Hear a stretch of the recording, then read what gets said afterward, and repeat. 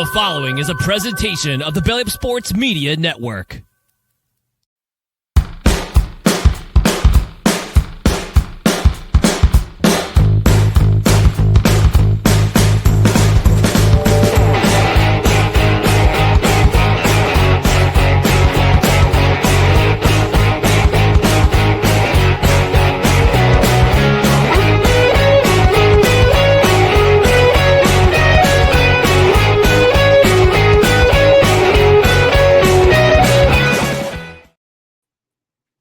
All right, it's Tuesday. We're live, and welcome to No Credentials Required, where you don't need a press pass to talk sports. We are proudly presented by Belly Up Sports. My name is Aaron McCarthy. I'm one of the hosts of the show, and to my right is a man who is not a face, nor is he a heel. He's a human being, Dustin Henry. Dustin, back in the office, back in the studio. I see. Yes, back in the studio. I am done broadcasting from parts unknown, at least for now. We'll see what the future holds. But you know, this show is too important to me. You and all the cred heads out there. I can't miss the show whenever possible. I am here. But I am feeling good today. Got home, ate a quick little dinner, broccoli and ham with a little bit of Dijon mustard. Special shout out. I know a lot of people have a lot of feelings on Dano's, but I like some of their seasonings. The red pepper seasoning. I like it. Nice. Season the broccoli up with that. And, the sun is shining. It is light out past 6:30. And maybe I'm feeling a little happy and like spring has sprung, even though it hasn't fully sprung. We're getting close because baseball was played today. Was played today. And with that, how are you, sir? I'm doing pretty well. I had a, excuse me, I was, interested, rough afternoon at work, but it's okay. It's in the past. I'm focused on it now. We're going to talk a lot of baseball today. We're going to talk about some football. We're going to talk about our favorite athletes to wear the number 20, because I don't know if you saw from the title, Dustin, I'm big in fantasy baseball. I wanted to talk to you about this and how fitting we get to do it over the airwaves now, because I asked you if you wanted to come back last year because I had openings in my league, and you said I love baseball, but fantasy baseball is just a lot to manage. I appreciate the offer, but you ever so politely declined. So I guess we'll lead the show with this. What changed, Ryan? What caused you to don your virtual cleats once again? Don't get anybody with those spikes. Well, I'll tell you in just a moment. Before we do that, we got some business to take care of, and letting the audience know to follow us on social media, on Facebook, Twitter, Instagram, and the YouTubes. Just search No Credentials Required. Also, check out our other podcasts and articles on bellyupsports.com. On the podcast side, you can subscribe to the podcast wherever you find podcasts, including Apple Podcasts, Spotify, Spreaker, Amazon Music, iHeart, TuneIn, and Pandora. And also, don't forget to get yourself notified on Twitter and on YouTube. That way you know about show announcements, you know about when we go live, when we have clips, when we announce contests like the Belly Up Sports men's bracket contest, which is in the description below. I got to fill mine out. I've already filled mine out. I've got some ups. I got mixed in some upsets, and I think I got a pretty good national champion in my bracket. So I won't. No spoilers. No spoilers. I won't reveal. You know what? We'll do? We'll do this. Dang it. The tournament's going to be underway on Thursday. Dang it. Yeah. I was going to say, I was going to reveal mine, but you know what? I'll wait till Saturday to reveal mine, because it'll be early enough in the tournament where hopefully none of my Final Four picks will be knocked out already, and I'll be tearing up my sheet on the air like I did last year. But yes, Belly Up Sports, we're giving away a $50 gift card, $50 Visa gift card for the winner of the bracket. What you want to do is go to our social media, whether it be on Facebook or on Twitter. You're going to tag 2 people, friends, followers, whatever, and fill out your bracket. And also you got to follow Belly Up Sports too. You got to follow Belly Up Sports, and you're entered in. So join in and hopefully win some prizes. Also, rate, review, comment. If you're on the podcast side, rate, review, and comment. Leave us a 5-star rating. If you're on a platform where you can leave a nice review, leave that review and comment. If you're on Spotify, you can comment on every single episode, present and past. If you want to go back in the archives and listen, you're more than welcome to do that.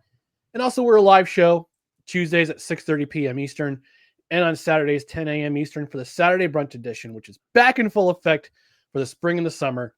We've already got some comments rolling in. And Dustin, I know it's Tuesday and we got light outside, but I know you it doesn't matter when the sun goes down, it's always an appropriate time. Chime time is always at the same time. Indeed.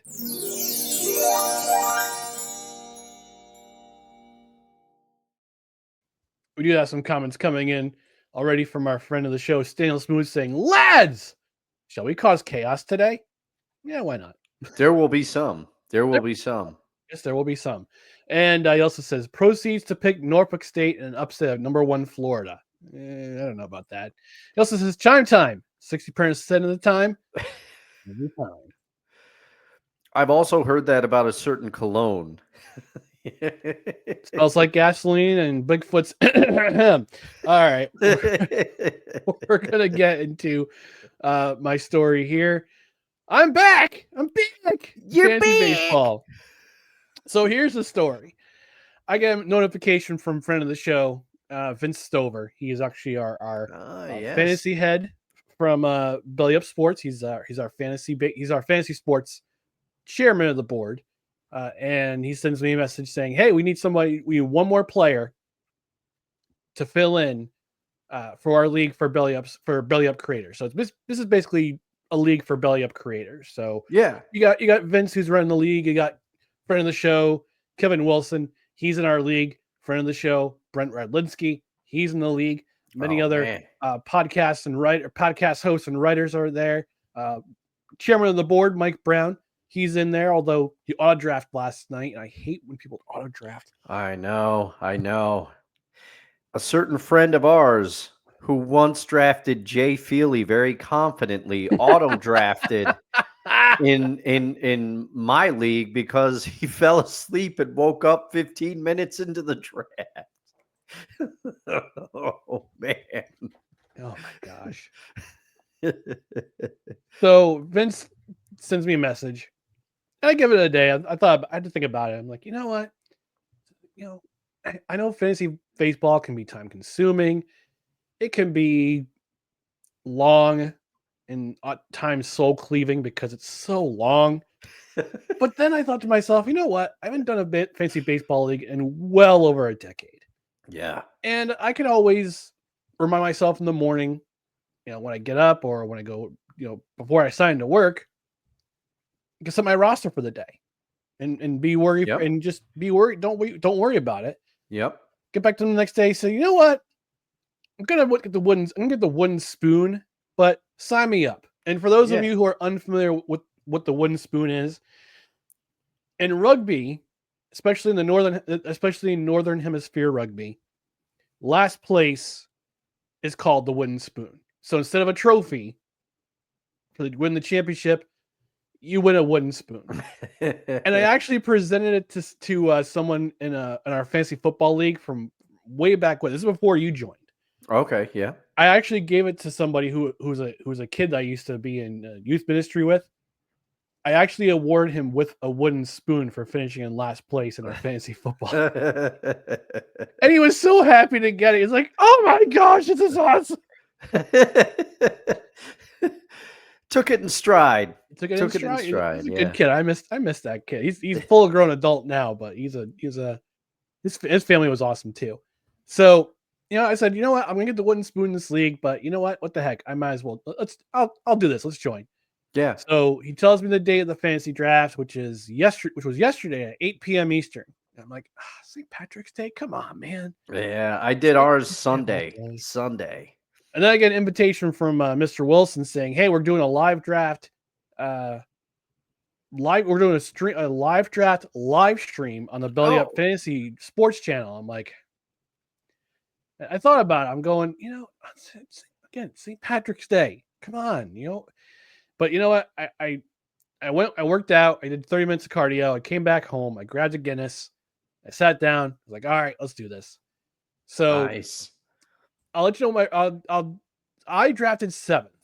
So I Okay. was All 7th right. overall as a snake draft. So All right. I was 6, but most importantly, what's your team name? my team name is the UCL Donation Center. And you know what you got to do, Ryan? And I got to donate my UCL to Garrett Cole. I'm not using it. yeah, You can have it. yeah. But also Ryan and everybody in the comments, be cool. Staniel, we won't tell him the next time that he's on Seahawks sessions with us either. Ryan, you got to start reading Kevin's articles and taking the players off the waivers that he suggests. You got to do it. Oh my gosh! I was. You know what? No, I might. Just to spite him. But I actually went on the live stream a little bit later on in the night as we were closing out the draft, and so I was thinking about my strategy. I'm like, okay, what's my strategy going to be? Come on, Ryan. What's your strategy going to be? You haven't done this in over a decade. Yeah. It's a live draft. You got to figure out a strategy. I said to myself, all right. I think of catchers as running backs in fantasy football. You got to get the elite right away. You got to get the best running backs in fantasy football right away. Okay. That's what I did last year. I picked up Run CMC, although it didn't work out for me then. I did pick up Derrick Henry later.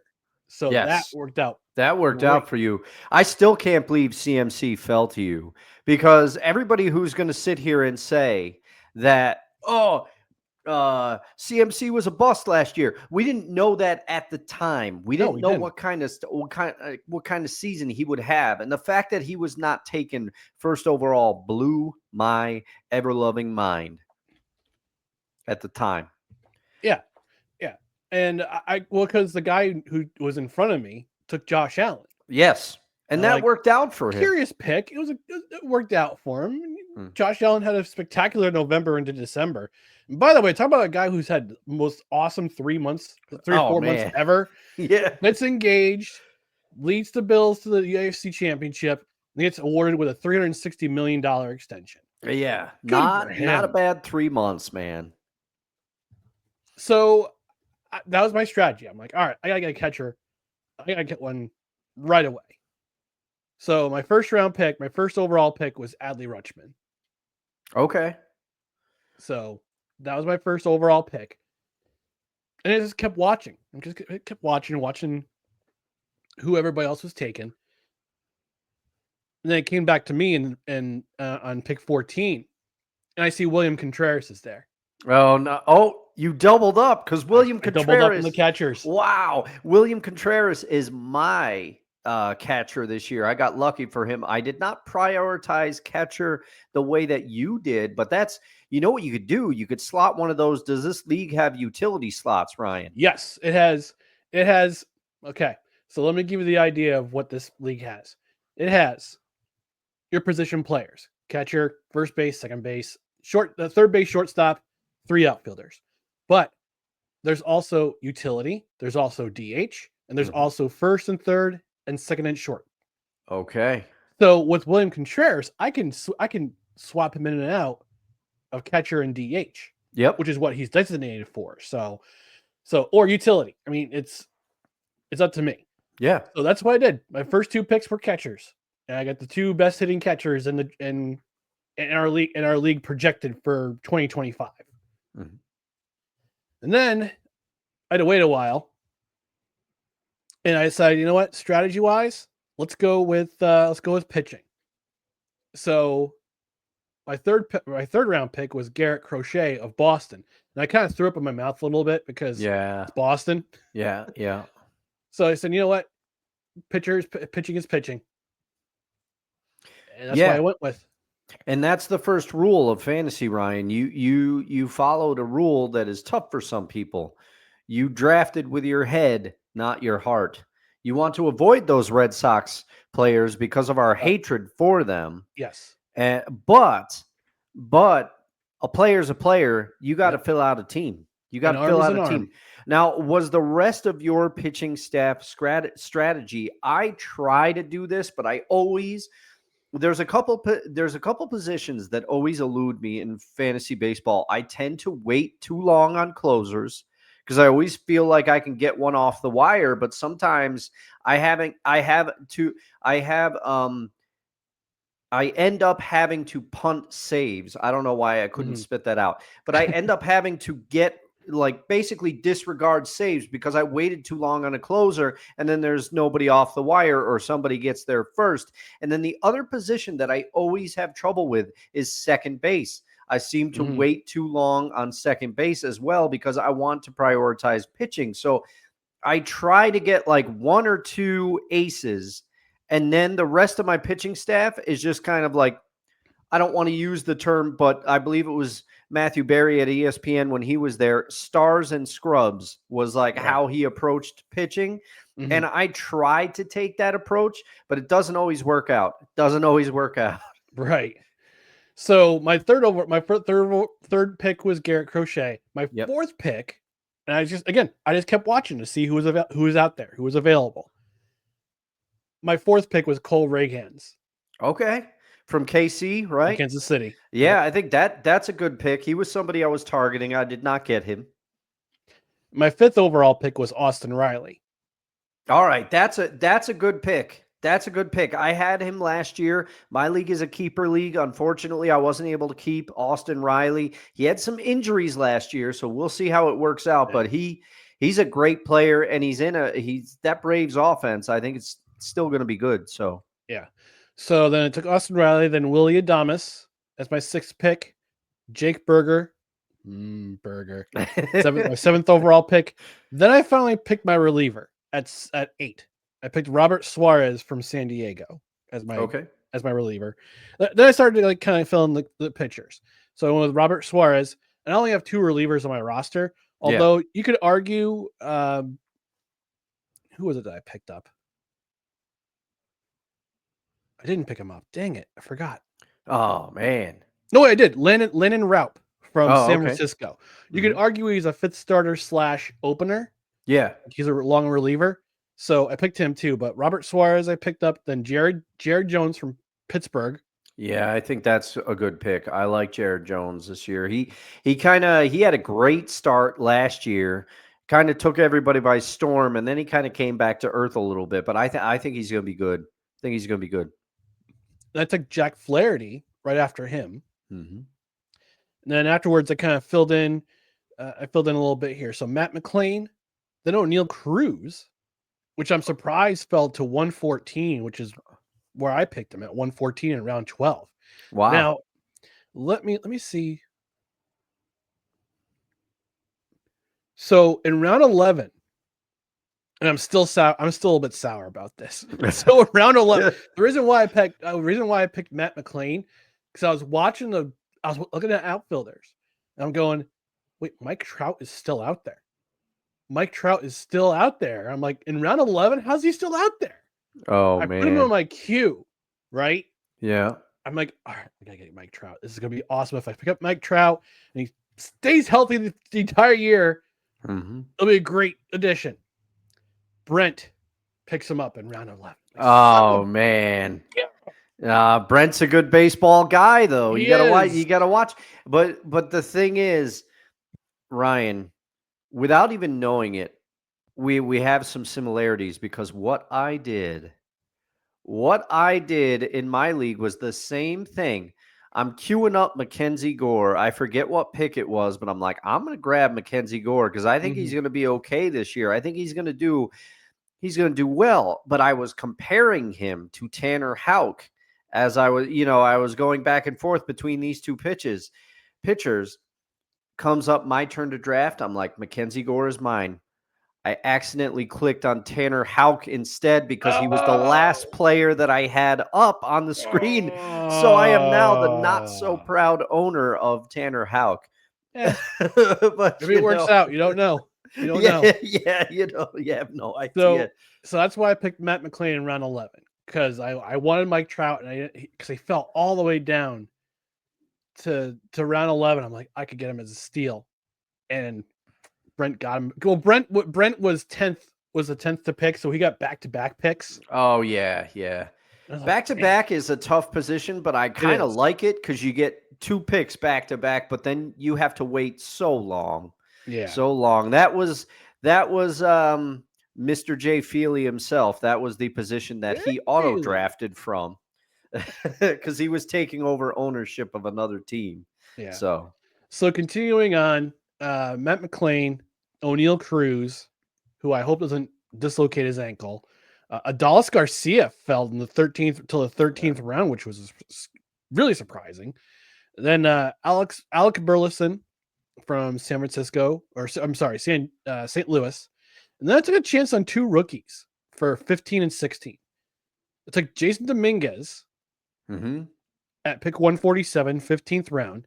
I have him as well. And I picked Kumar Rocker. Ryan, this is ridiculous because I also have Kumar Rocker on my team.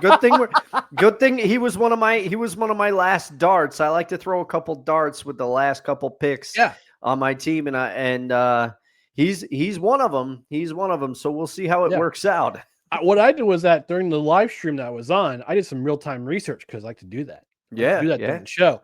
Real time research, and I was looking up rookies to watch for 2025. In Major League Baseball, article on MajorLeagueBaseball.com, Jason Dominguez was one of them. Kumar Rocker was the other one. And Kevin was really surprised. He says, I'm really surprised you picked Kumar Rocker. He's right down the street from me. I said, he pitched right down the street from us in 2022. Yeah. He's a member of the Valley Cats for about 2 seconds. Yep. Before, because I was mentioning the story about how he got selected by the Mets in 2021. Said, absolutely no, this absolutely not. Then he went and signed with the Valley Cats for a couple months to get his draft stock back up, and he was picked third over. I think it was picked 3rd or 4th overall by the Texas Rangers. And he had Tommy John surgery in 2023, and he had a couple starts last year. Yeah, when the Rangers were clearly out of it, got a couple starts, and he's projected to be on the opening day roster. I don't know what position he'll be in for the rotation, but I selected. You know what? Let's take a chance on some rookies. So Dominguez, then Rocker. Yeah, Kumar Rocker, he has not looked the best this spring, unfortunately, but we will see what happens. He's getting better. He's getting better from what I read. Yeah, you never know. And that's funny because I have Dominguez as well, and I also have Kumar Rocker. So and we both share Contreras as catcher. So I'm happy that we're in different leagues because it sounds like your team and my team could be running parallel paths. And a name to keep an eye on, Ryan. And now Kevin is in the chat in the comments as well. He is. But I keep your eye. Now he's going to be coming back. But he was great for the Marlins rotation until he got hurt. Yuri Perez. He's going to be back, probably not until July, though. But stash that name, because if he comes back and is any shade of what he was prior to being injured, he could be a nice pitcher for you. So Yuri Perez, I'll have my eye on Yuri Perez. He's already on my watch list. And Scott, who is an avid watcher and listener of the show, I hope he's not watching right now because he's in the league. He's in the league. Longtime team manager, Green Monster is what he's named his team. So, but yeah, hopefully Yuri Perez, keep an eye out for it. Yep. So I'm gonna round up the rest of my picks. I picked Kyle Finnegan as one of my relievers. Washington, Landon Raup, Max Muncy fell all the way to round 19. And Connor Norby fell to number 20, so I picked him up. Picked up another rookie, Trey Sweeney, who is projected to be the starting shortstop for Detroit on opening day. Then I picked Jason Foley in round 22, Charlie Morton, round 23, Colton Cowser, round 24. My final pick, and I was hemming and hawing about who to take because I thought about taking another arm, and I thought about taking Luis Hill. Yeah, but he's not. I know he's not available till June. Yeah. So I chose Parker Meadows instead, and Parker Meadows is out too. he won't be playing on opening day, but he's a run producer for Detroit. So I got a nice Mhm. blend of Tigers and Orioles in my lineup, Oh, and where the Cincinnati Reds too. where the draft can take you. And Yeah. it's fitting that Kevin is in the chat because Yep. we just may hear more from him soon. Keep Maybe. your eyes out. Keep your eyes out, everybody. And also, he's avid fantasy player, obviously, writes Yep. articles about fantasy, frequent contributor to Belly Up. So this should be interesting. And let me ask you, Ryan, being back in the fantasy game on the baseball side, Mhm. does it reignite your fire for baseball? Are you ready for the season to start? I am actually, and Yeah. actually, which kind of dovetails into our next discussion. But before we do that, I'm going to read those comments from Mr. Kevin Wilson at Belly Up Fantasy Sports. Says fantasy baseball. I've never seen two catchers leading off a draft. Yeah, that is you might be a trailblazer, my friend. You might I be a hope so. trailblazer. But those are not bad picks. If you're going to pick two catchers, those are pretty good ones. Yeah, and he's all continues saying it could be worse than Tanner Houck, Dustin. Yeah, I know, but I wanted I wanted Mackenzie Gore, and I was comparing the two, and then, but who knows? Maybe Tanner Houck is a anchor of my rotation. Although I'm counting on Logan Gilbert to be my ace this year. Hopefully that pans out. I don't know.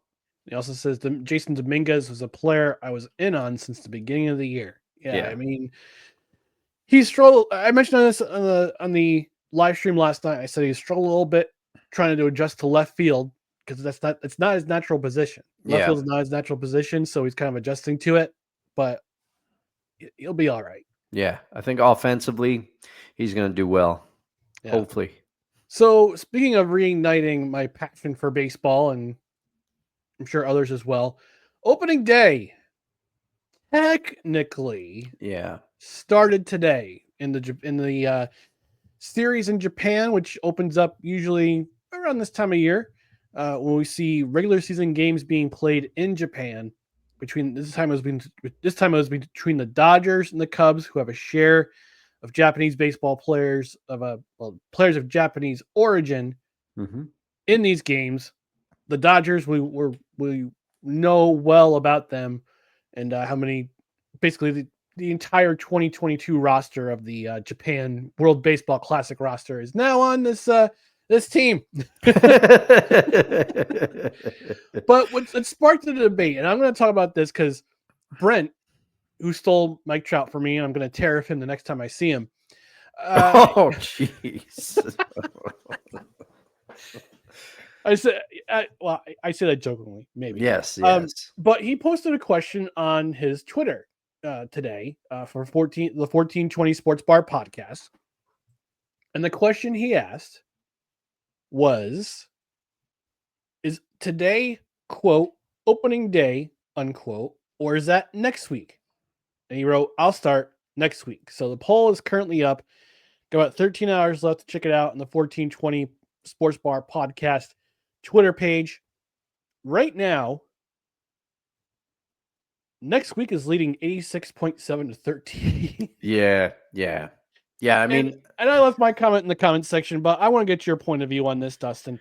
And I'm pretty sure Mr. Wilson, who will have a agreement on on what we think, but I want to get your opinion first.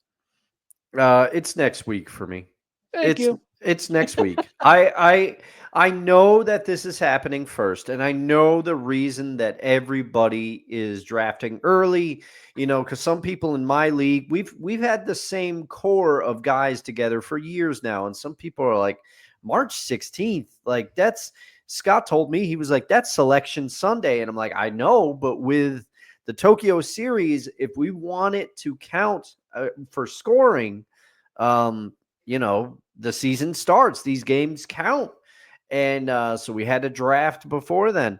But to me, it did not feel in any way like opening day. It didn't have the pomp and circumstance. And I think a lot of people, what did these games come on at 6 a.m.? 3 a.m. 3 a.m. Okay. Yeah. So Disgusting. nobody, and I don't say this disrespectfully, and I'm ready to get the baseball season underway as much as anybody, but nobody watched these games because they weren't on and I understand it's in Japan. If they were in Japan, they probably watched a ton of them, or maybe people DVR'd them and watched them later. But for me, opening day, I'll DVR the occasional baseball game. And once, if we're in July or August, I'm not watching the full games a lot of times, or, I'm turning one on like after I mow the lawn for a little bit. I'll start to catch one that's like in the 5th inning or whatever. But for opening day, I want to watch the games. I want to watch them live. I want to watch when ESPN was doing that triple header. Yep. I would want to watch all 3 games. Yeah, baseball's back. We're ready. Spring is here. Like everything is turning around. Football gets us through the winter. Baseball reinvigorates our spring. But opening day baseball has a different feeling, and this was not it. No, I agree with you, and I actually commented on that post on that post, and I said anyone who votes today is either silly or a Dodgers/Cubs fan. well, Kevin is proving your theory correct. He actually commented like right around the same time I did, and he says it's baseball and it counts and it's opening day, and he said I'm part of the 13%. Yeah. He's part of the 13.3% that says today. And to which I replied, I said, "See what I mean? A silly person." Or a Dodgers/Cubs fan. LOL. And I'm pretty sure Brent will talk about this in his show, but I want to give him his flowers for giving us this debate. Yeah. Thanks a lot, Brent. Thanks. Yeah, because it gives us something to talk about on the show, because we were both kind of like, what are we going to talk about today? Yeah, and I don't know. At 12 noon. I know, and 6 hours before we go live. I know. Well, sometimes it's like that. Also, I don't know about you, Ryan, but a little bit of an on-air production meeting. But we talked about doing an installment of the list, but that feels like a Saturday thing to me, mostly. Yeah, mostly a Saturday thing for sure. For sure. Because there's enough that goes on the weekends that we can talk about on Tuesdays. Yeah. Coming soon, we'll have a guest join us on the regular on Tuesdays throughout baseball season. So stay tuned for this channel. Stay tuned to the social medias. We'll let you know who that person is. And Mr. Wilson continues saying, first time I ever ate breakfast and watched a baseball game, it started at 5 Central, which is 6 Eastern, which is Eastern time is God's time there, Kevin. Just want to give you a heads up there. Oh man, I've never heard that one. I've heard West Coast, Best Coast.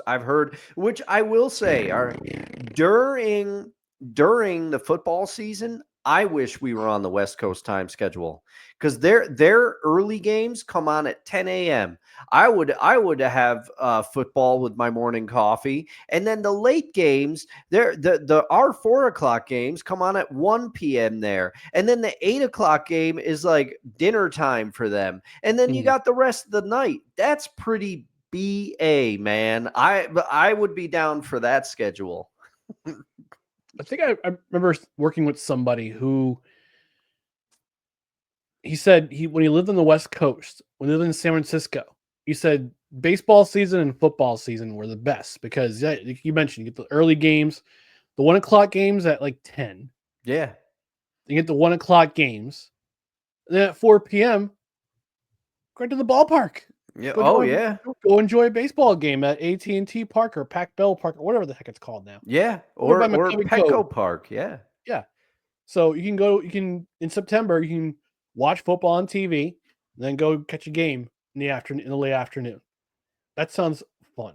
Yeah, that's pretty cool. That is pretty cool. Gotta admit. All right. Yeah, maybe I'll take back my but the West Coast. All right, we're gonna take our network mandate commercial break. We come back, talk about some NFL news. We'll also reveal our favorite athletes to ever wear the number 20, since this is the 20th episode of 2025. So stand by and stay tuned for more No Credentials Required. Righteous Felon Craft Jerky is the official jerky of Belly Up Sports. For over a decade, Righteous Felon Craft Jerky has led the American meat snack revolution by concocting delicious, adventurous, U.S.-sourced jerky recipes for uncompromising carnivores across the country. With 15 different flavors to choose from, Righteous Felon has all jerky lovers covered, and by using promo code BELLYUP, you will get 15% off your purchase at righteousfelon.com. Do your taste buds a favor today and rip into a bag of Righteous Felon jerky. That's right, folks. Righteous Felon Craft Jerky. It's delicious. Get yourself some. And not only do they have the jerky, the craft jerky, they also have turkey jerky, which tastes like a Thanksgiving dinner. Has the air-dried, African-inspired biltong. It's got those beef sticks, which are 100% beef or 100% pork. In the case of the street taco flavor. Unlike other competing beef sticks that are their primary ingredients, pulverized chicken. Oh man, gross. No, Don't want to snap into that. But no. it's not just for human consumption, as Dustin will attest. His dog nephew loves the Wild Ranger. Yes, he Turkey does. Treats.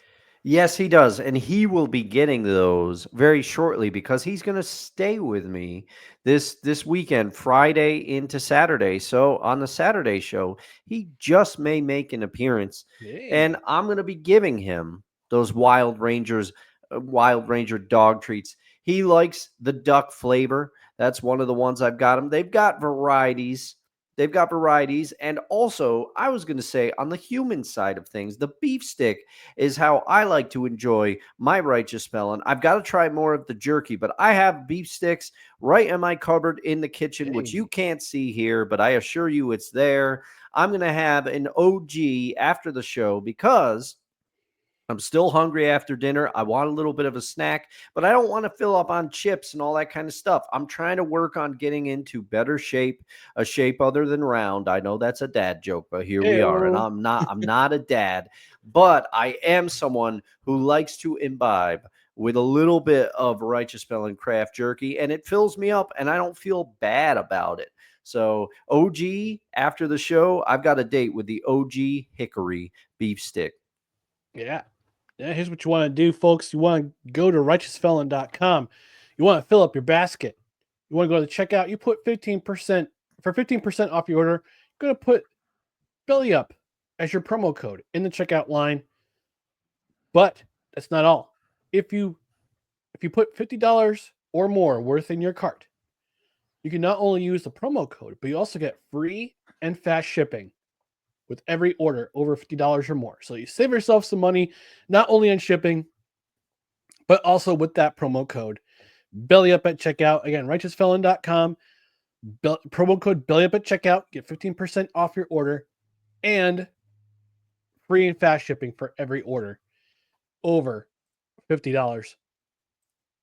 Continuing in the chat, Kevin Wilson saying, you live in Hawaii, game times really throw you off. Oh, man. I think they're 6 hours behind us. So a 1 o'clock start for a football game would be an 8 a.m. start in Hawaii.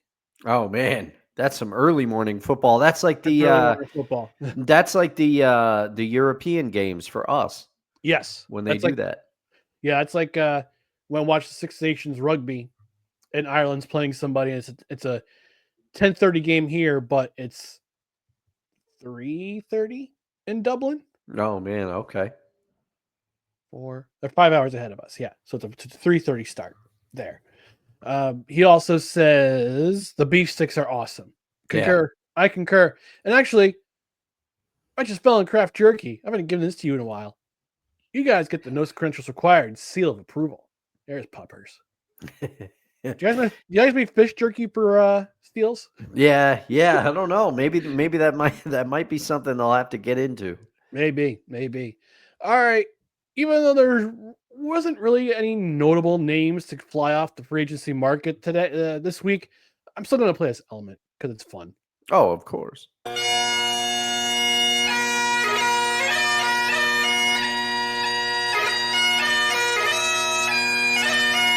I need about 350. You always need tree fitty. All right, late breaking news on Sunday, on Sunday night, where NCAA March Madness, people were talking about the brackets, people talking about how North Carolina got in and West Virginia and Xavier didn't. The NFL sneaks in and says, "Hi, we're still here. We have news."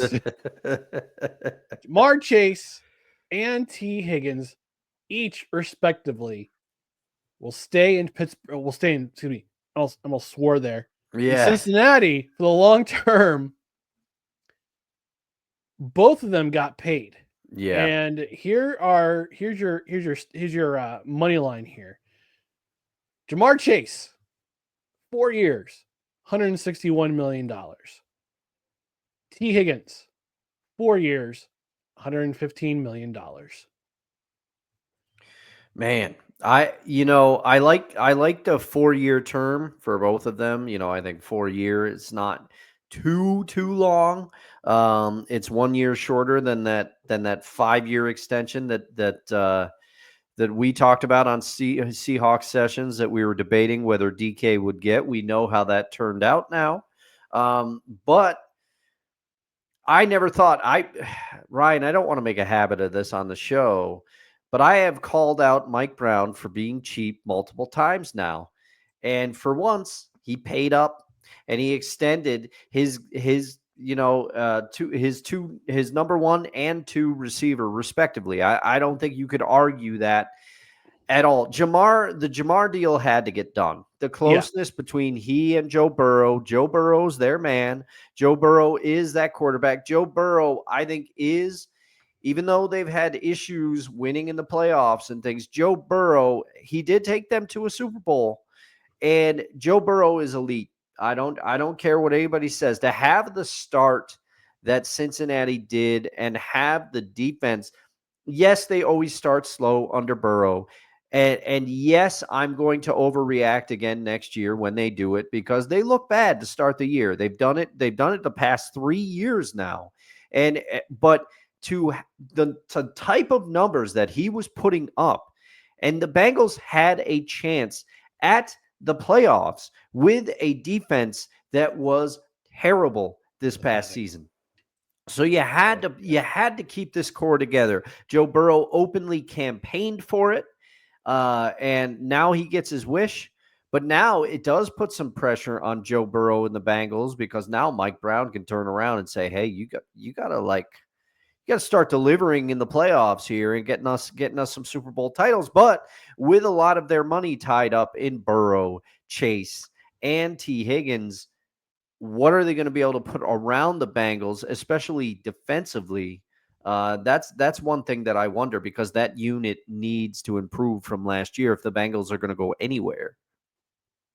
Yeah, and it's interesting that there's been no news about Trey Hendrickson being moved because he requested a trade. The Bengals have allowed him to seek a trade, but there has been no news about it. So I wonder if he is actually going to stay around now that Chase and Higgins are still there, even though they played completely different positions.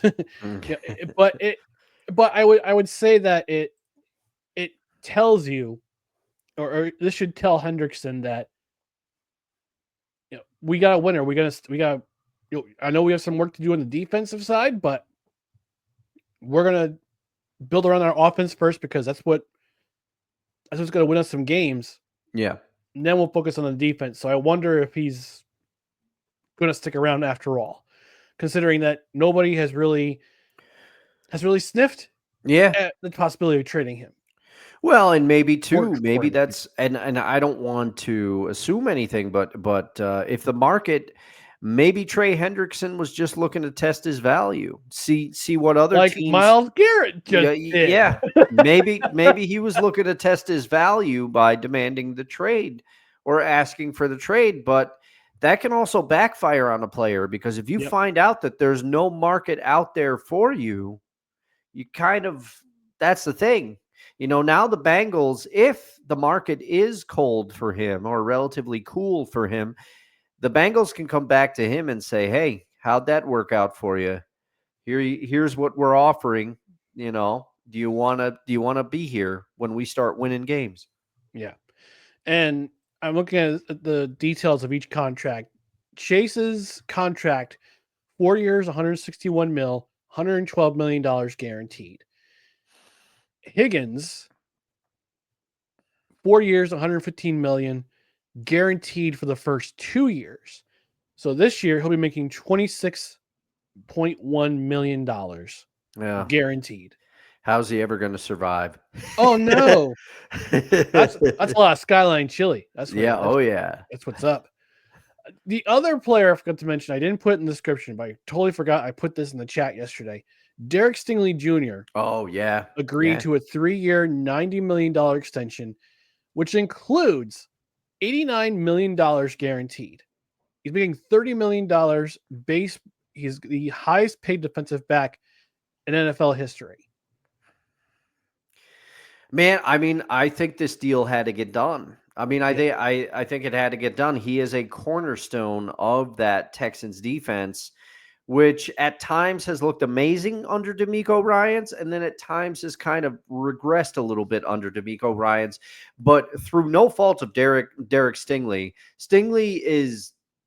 he's no doubt one of their best defensive players. And he's still young, which is why I think the Texans decided they had to lock him down, sign him to a long-term deal, and let's get it done. I mean, and I think he's one of the players that is talented enough to set the market at the position. But he's somebody that you had to lock down, I think. I agree. And that had a lot of Jets fans, myself included, on social media chatting about the value of Sauce Gardner, because his rookie contract is coming up, as is Garrett Wilson's, as is Breece Hall's, as is Jermaine Johnson's. These guys are looking to get some money, and now with Stingley getting his deal, $89 million guaranteed. So $1 million of that is not guaranteed. You wonder if it's going to drive up the price for Sauce Gardner to stay in New York. Now, granted, last year was not his best year. Yeah, that's what I was going to say. I think a lot of that I think he was playing hurt a lot last year. He won't admit to such, but I think he was. I know he was dealing with some injuries.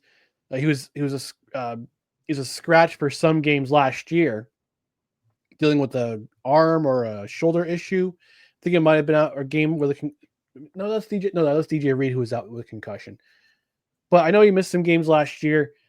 It wasn't his best year, and he'll admit to such. But his first 2 years have been phenomenal.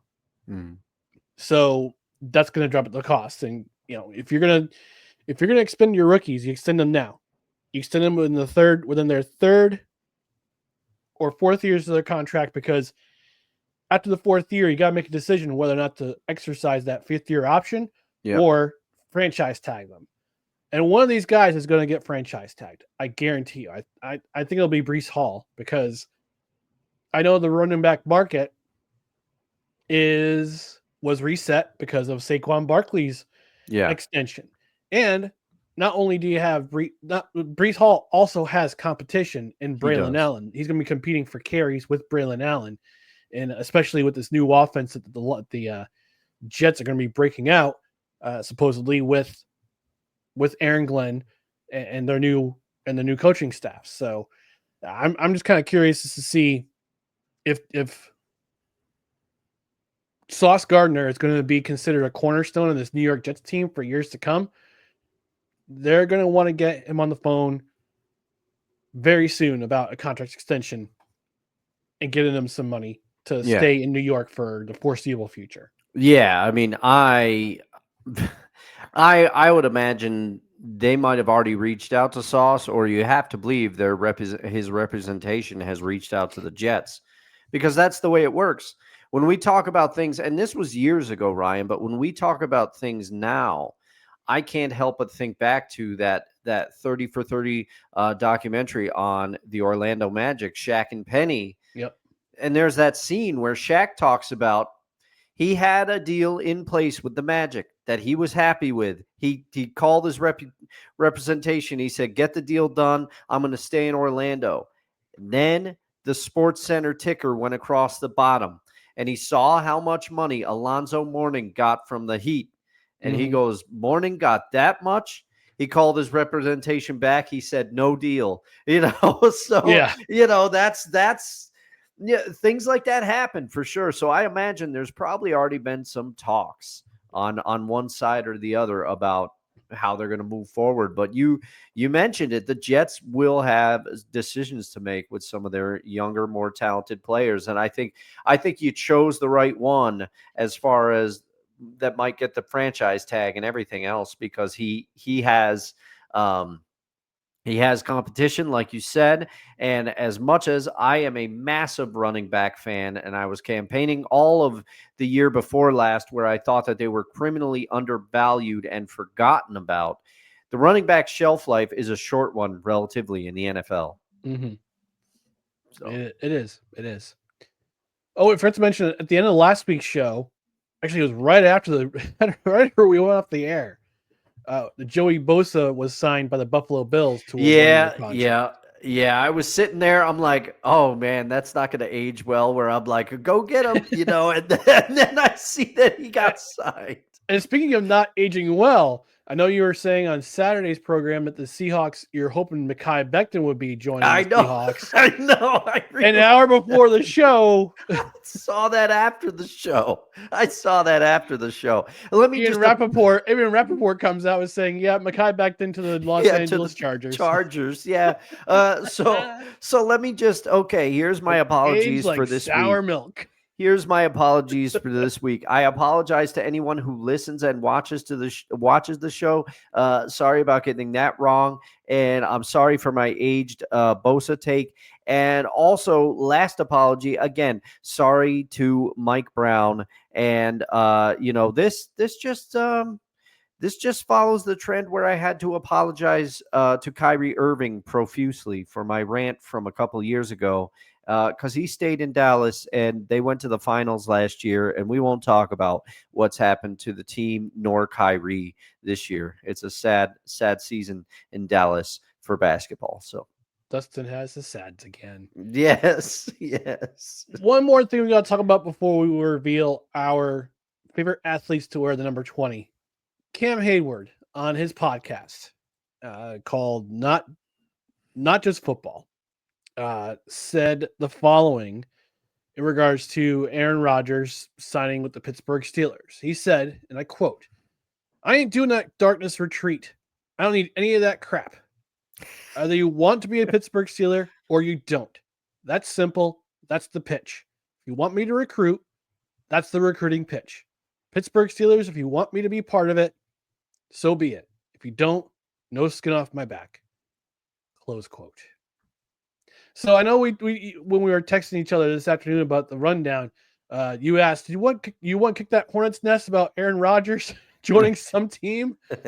Well, I'm only saying I'd hope they don't complete the meme. I hope he doesn't complete the meme with going to the Vikings. But what's your thoughts on Cam Heyward saying to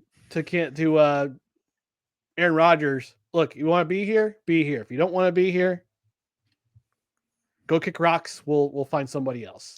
Some people might call this an oversimplification, but I don't think so. I don't think so. You either make that decision. You either want to play football or you don't. They have made it clear, I think, that that Aaron Rodgers is a realistic option for them, that it is something they are willing to consider. Now, I don't think it would work out in Pittsburgh. I've been vocal about that, but with the moves they made to go get DK and, a couple other moves, Steelers are trying to put together something, and they are in one of the toughest divisions in football, excluding the Browns. You got the Ravens, you got the Bengals in there now, who the Bengals just re-upped their key pieces. We just talked about it.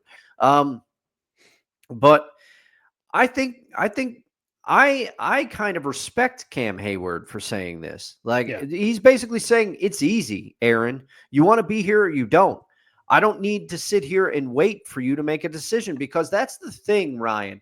the Jets are never going to come out and say it, but it had to be extremely frustrating for them to sit there and try to make a decision based off of whether is he going to come back, is he not going to come back. I think that's why Aaron Glenn made the right decision of just saying, hey, effectively, politely, he said, we're not going to deal with that this year. We're already in communications. We're going to make a decision quick, and it's going to it's going to happen. And that's what they did. They decided to part ways from Aaron Rodgers. And I think it's part of what led to Green Bay deciding to part ways with him, is he kind of went back and forth with them a few times on what he wants to do. And it's got to be frustrating if you're a teammate of Aaron Rodgers, if you're a prospective teammate, that you're just waiting and you don't know. And also, we don't know. Cam Heyward might have already been asked about this 50 billion times. We don't know, because reporters are probably going to ask him. And maybe you just caught him at a moment where he's tired of dealing with it. But I respect the direct take, because that really does come down to it. Basically saying, Aaron, do you want to play football or do you not? Because if you do, we're happy to have you as a Steeler. But if you don't, let us move on so we can make another decision at quarterback. Yeah. It's direct, concise, spoken like a true defensive lineman. Yeah. Like, do you want to be here? You want to be here. If you don't, yeah, kick rocks. Go pound sand. We'll meet you in the back. We'll meet you in the backfield sometime soon. Yeah. Although I don't know, because the thing that I wanted to say to you is that, and this is where I'll leave it, because I know you don't want him to complete the meme, and I know you've made your thoughts on it. But if he doesn't sign with the Vikings, if the Vikings decide, no, we'd like to go into another direction, I think there's a very real possibility that Aaron could look at his options and retire. Yeah. Because he's had a great career. Yeah. 4-time MVP, won the Super Bowl, MVP, millions of dollars in the bank. Yeah. What do you need? What do you need beside the love of the game and also self-motivation? What do you need to prove? You are a Hall of Famer. People have their opinions about you one way or the other, but as the stance is for me with Pete Rose, Aaron Rodgers is a Hall of Famer. He's won a Super Bowl. He's done almost everything you can do at the position. There is no universe that Aaron Rodgers suits up for the New York Giants. If Aaron Rodgers actually were to suit up for the New York Giants, then no one should question his love for the game. Because no. and I don't think he wants to go out like last year. Like what happened last year with the Jets? It was his worst season in terms of record. It was his worst season ever. 5-12. Still had a decent season statistically. He didn't throw that many interceptions. He still threw 28 touchdowns and over 3,000 yards passing in that garbage offense that Nathaniel Hackett ran. Yeah. I don't think he wants to go out like he did last year. He doesn't want that to be his swan song, especially in the season before where he played 4 plays before going down with an Achilles injury. And admittedly, he looked stronger as the season went on, because it's not an easy injury to come back from. Kirk Cousins will tell you the same thing. Yeah. So yeah. I mean, gotta make a decision. He's got to make a decision soon. All right. Our last segment of the night before we get out of here, our favorite athletes to wear the number 20. Again, this is the 20th recording of 2025. We've been going over favorite athletes to wear the uniform with the number of the corresponding episode. This is number 20. And I kind of said that on Saturday, this might just wind up being a tribute episode as opposed to our favorite athletes wearing number 20. But Dustin wanted to make sure that we didn't have the same one, but it wind up being the same one anyway. Yeah. But I'm going to have him start. Dustin, who's your favorite number 20? Well, I had a suspicion I knew where you were going to go. And I'm going to caveat this. I would have gone there, with the exception of I've been very honest about when I really started following football. I started following football around 97, 98, religiously started following football around this time because I was playing NFL hits or NFL Blitz, which compounded my interest in the game. Then I got Madden, and then I jumped in. I would watch football passingly, in passing, but I wasn't watching it the way that I am now, which is why, yes, I've seen one famous running back to wear number 20 play, but I haven't seen him play that much because I wasn't truly watching football. And I had a feeling that my esteemed co-host to my left may go the direction that I'm talking about. I'm doing a very poor job of veiling it. So I decided, in honor of our friend D. Willie, friend of the show, head of Sertoba Media, founder, everything with Sertoba Media. Go check his stuff out. Not for the sake of debate. I'm gonna modify it a little bit. For the sake of the content, I am picking a number 20 that is very near and dear to my heart. He is a member of the core four. I am going Jorge Posada. Hey. And it's fitting because even though it's not opening day, Kevin, sorry, I just had to do it. Even though it's not opening day, baseball is in the air, my friend. Baseball is in the air. And really, Posada personified the Yankees for me. As much as Jeter was the face of the Yankees, and I will admit, I was a spiteful boy. I loved Joe Girardi. So when this hot shot, this is how I viewed him as a kid. When this hot shot, Jorge Posada, came in, I was not happy because I'm like, Joe Girardi is my guy. He should be back there. But I mean, Posada proved that he deserved the starting job. And he took it and never looked back for many, many years. I believe he played for the Yankees from 1995 to 2011. I believe was his career trajectory. But Jorge Posada he was part of a older era in baseball, and he kind of went into the quote unquote new era. He was like a holdover. Jorge Posada, everyone knows the story. Well, maybe everybody doesn't know, but Jorge Posada didn't wear batting gloves.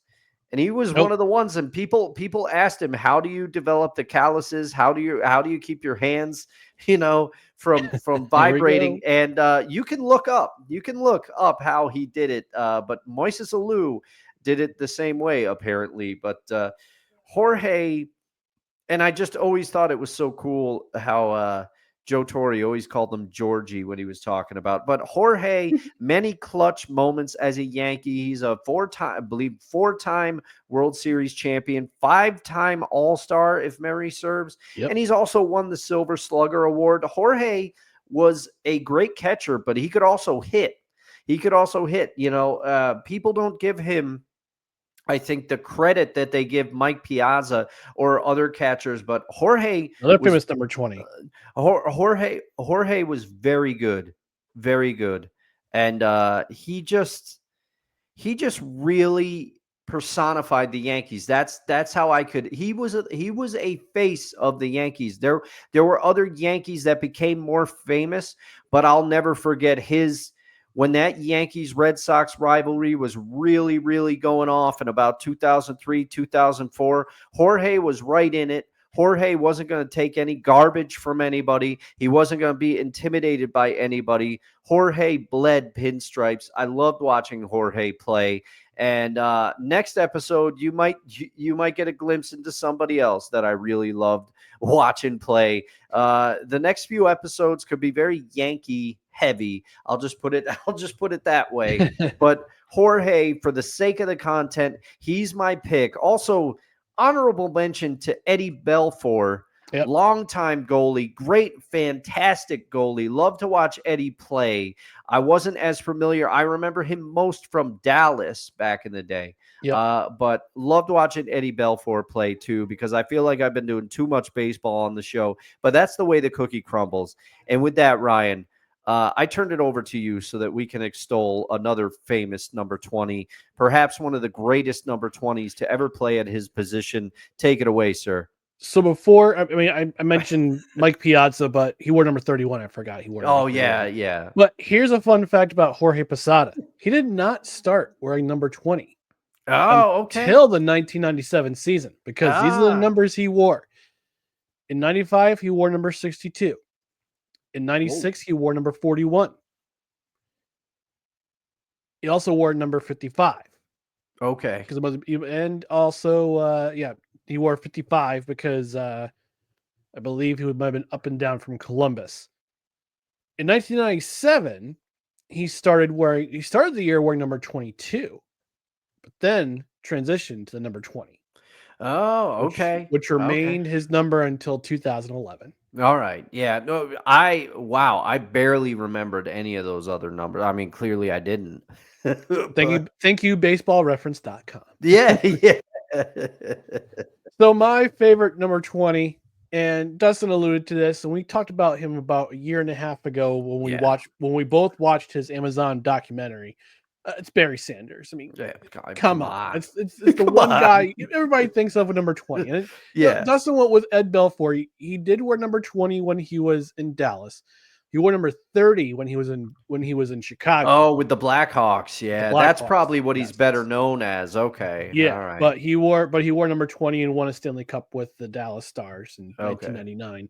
Don't mention that in Buffalo. But yes, the Barry Sanders, who in college did not wear number 20. He wore number 21. That's right. Yep. And watching him play in that Heisman season in 1988.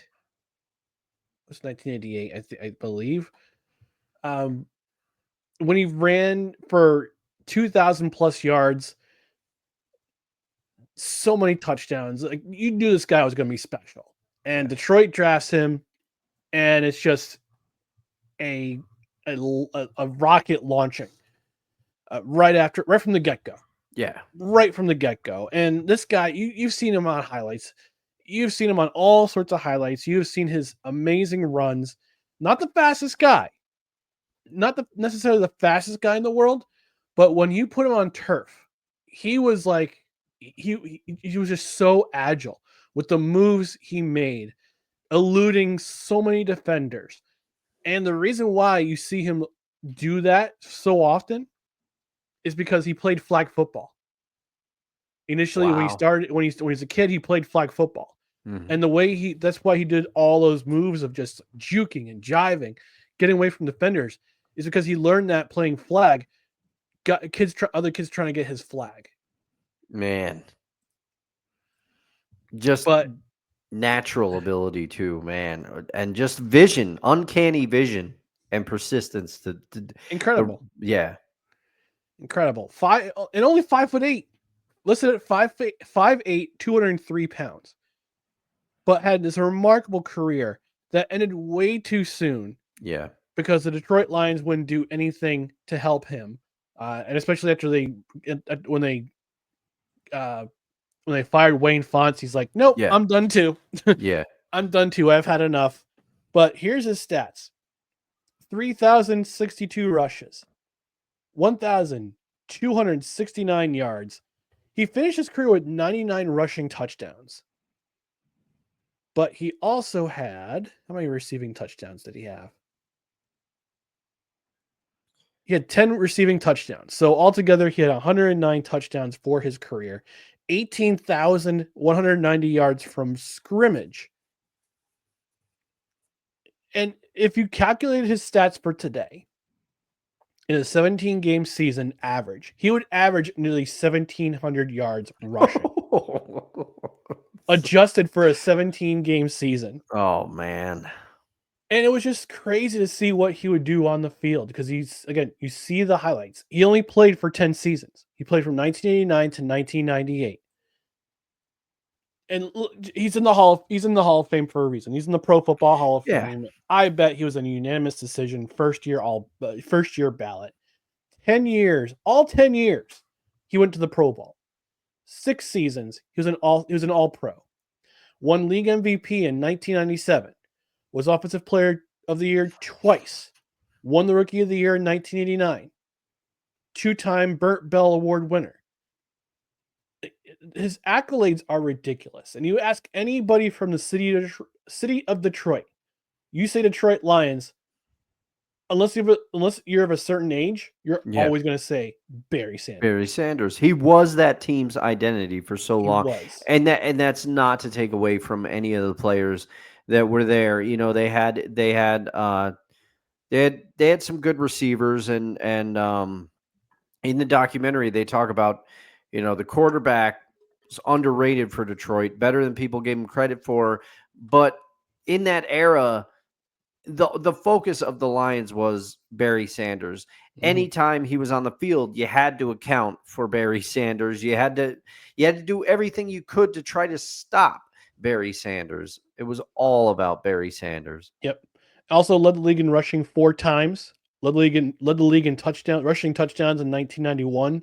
That 1997 season, he ran for 2,053 yards.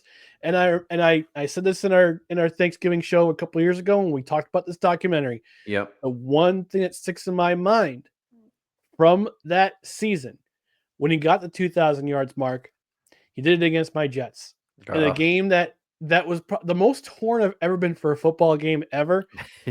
Was that game, Week 16 in 1997, because he was close to the record, but the Jets were close to the playoffs because that was Bill Parcells' first year as head coach, and they had to win to get in. Well, the win gets some help to get in, but I was sad, but I was also happy because I could see history for the first time because he was the first to rush for 2,000 yards since O.J. Simpson in 1973. And I got to watch it live. And that was one, and it's been done a couple times since. We saw it. Jamal Lewis did it a couple years later. Terrell Davis did it. Also, it was Terrell Davis, then Jamal Lewis, then it was Derrick Henry. And last year we saw Saquon Barkley do it in 16 games. So we've seen 2,000 yards. 2,000 yards was an impossible benchmark until Barry Sanders broke through, and it's been done. It's been done 4 times since. Yeah. Or sorry, 5 times since. Chris Johnson. Oh, yeah. CJ2K. Yes. Yeah. Wow. That's a blast from the past. Yeah. The 2,000 yard club is, I'm sorry, Eric Dickerson. So yeah, Eric Dickerson. 2,000 yard club. O.J. Simpson, 1973, did it in 14 games, ran for 2,003 yards.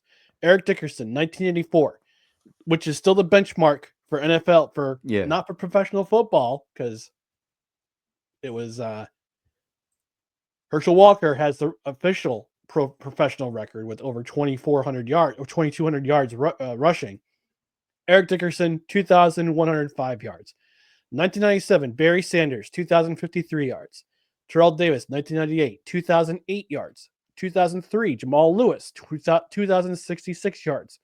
Chris Johnson, 2009, 2,006 yards. I forgot about this. Adrian Peterson, 2012, 2,097 yards. 2020, Derrick Henry, 2,027 yards. And then last year, Saquon Barkley, 2,005 yards. It's unbelievable. Barry Sanders, to me, and I think too, I'm probably repeating myself from that Thanksgiving episode a few years ago. I'm excited to see what we'll do for our Thanksgiving episode this year, by the way. Yeah. Tune in. It's always a good time. But he will always be the case of what if for me, because he could have played. There is no debate. He had a lot left in the tank. He's just frustrated. He was frustrated and he lost his passion for the game a little bit. Happens. You know, he lost his smile, as it were. Yes, I did bring it back. But you know, he could have done it. And I think I could be misremembering this, Ryan, but Emmitt Smith, I think, even admits that had Barry Sanders played, he would have broke the record first. You know, he would have surpassed Peyton first. And a little, you know, again, the Jets and the Seahawks, they're two teams that are not usually linked, but we both had to watch running backs make history against our respective teams, Ryan, because in 2002, Emmitt Smith's Cowboys opponent, the Seattle Seahawks. And did Chad Eaton say to Emmitt Smith, "Not today"? Yes. And did it happen? Yes. Yes. So that's I don't know if it was Chad Eaton or Chad Brown. It was one of them. I gotta go back and look, but one of them said that, and Emmitt broke the record that day. So Everybody remembers Emmitt Smith as a Cowboy, not as a Cardinal. yep, that is true. So Herschel Walker ran for 2,029 yards in 1985 with the New Jersey Generals, with my New Jersey Generals. And in 1998, Mike Pringle of my Montreal Alouettes ran for 2,065 yards in the CFL. The only running back to ever do it in the CFL to run for 2,000 yards is Mike Pringle. You know what happened? I have a jersey of his. You know what happened that season, Ryan? Once he popped, he couldn't stop. I'm sorry, I had to do it. He did it a lot and was in Montreal and Edmonton, and he was also part of the Sacramento Gold Miners CFL expansion team into the United States. That'll be a different podcast, but before we get out of here, comment from Sig Diggy, our friend from Norway, friend of the show, saying good morning, good afternoon, good evening, and good night. Thanks for tuning in a little bit later in the show, but that's okay, Sig, as long as you tuned in. That's all that matters. All right, we'll be back on Saturday for the Saturday brunch edition of No Credentials Required. Before that, just want to remind you about our social media channels on Facebook, Twitter, and the YouTubes. Just search for No Credentials Required, and also check out other podcasts and articles on bellyupsports.com. On the podcast side, don't forget to subscribe to the podcast wherever you find podcasts, including Apple Podcasts, Spotify, Spreaker, Amazon Music, iHeart, TuneIn, and Pandora.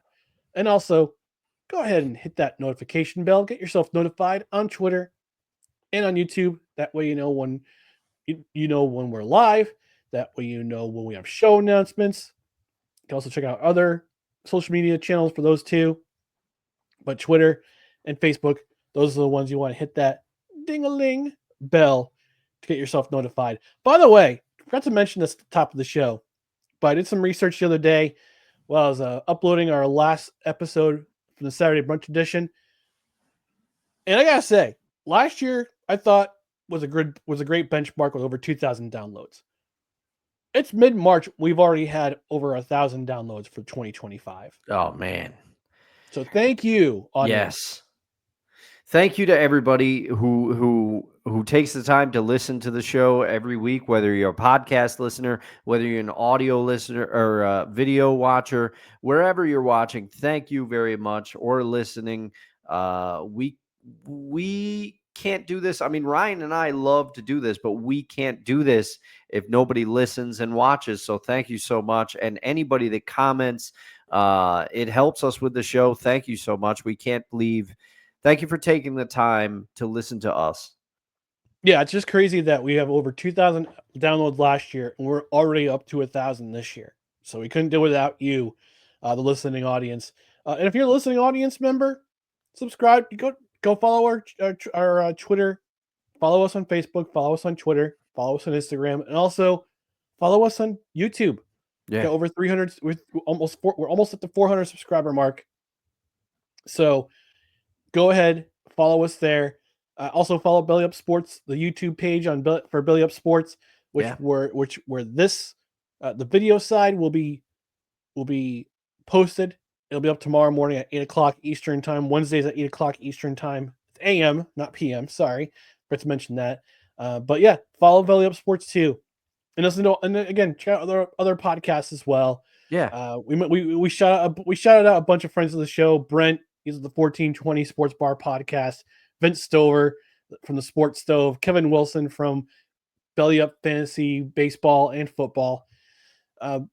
We got a bunch of other stuff coming down the pike with Belly Up Sports, and yeah, we want you to be here, but also be a part of the listening audience. So we appreciate all of you who tune in and listen to us. So we appreciate it.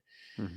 And don't forget to join our OB Go Watch 2025 contest. We still have only one contestant. Somebody get in there. He's down to 8. So the magic number is currently 8. The grade 8 is 8 away. Get in on the OB Go Watch action. Do you not want this prize pack? I do. No, I know. But in the meantime, thanks again for tuning in to No Credentials Required, where you don't need a press pass to talk sports. We are proudly presented by Belly Up Sports. For Dustin Henry, I'm Ryan McCarthy. We'll be back Saturday morning for the Saturday Brunch Edition at 10 a.m. Eastern.